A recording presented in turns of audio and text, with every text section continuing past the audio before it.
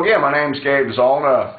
On Thursday evening of this past week, as most people know, Israel sent 2 warplanes deep into Syrian airspace to blow up 2 warehouses that were full of heavy military equipment that belonged to Bashar al-Assad's regime.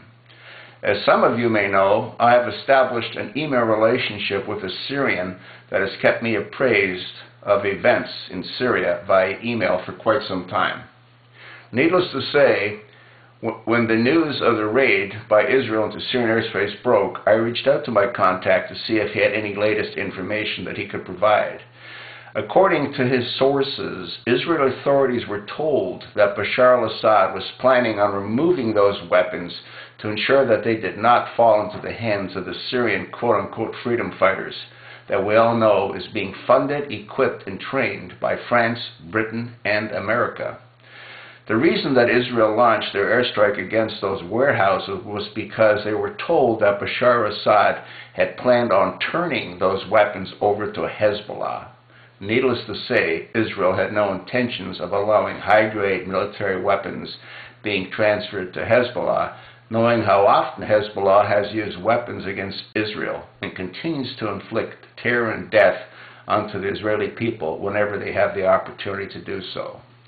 In April of 2012, Obama overrode Congress and gave $192 million to Hezbollah.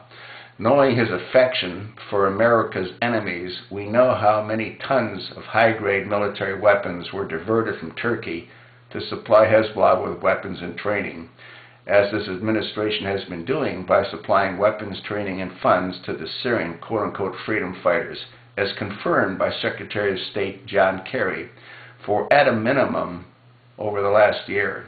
I have no doubt that Hillary has also sent hundreds of additional millions of dollars to Hezbollah after she and Huma Abedin visited with them during her tour around the Middle East as Secretary of State.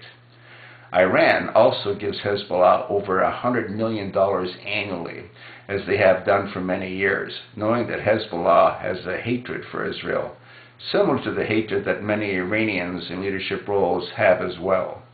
Israel had no choice other than to do what it did. Their survival depends on them being able to effectively protect themselves, and allowing a great deal of heavy military-grade equipment to be given to Hezbollah would not be a good long-term strategy. There you go. Now you know why Israel launched their airstrikes.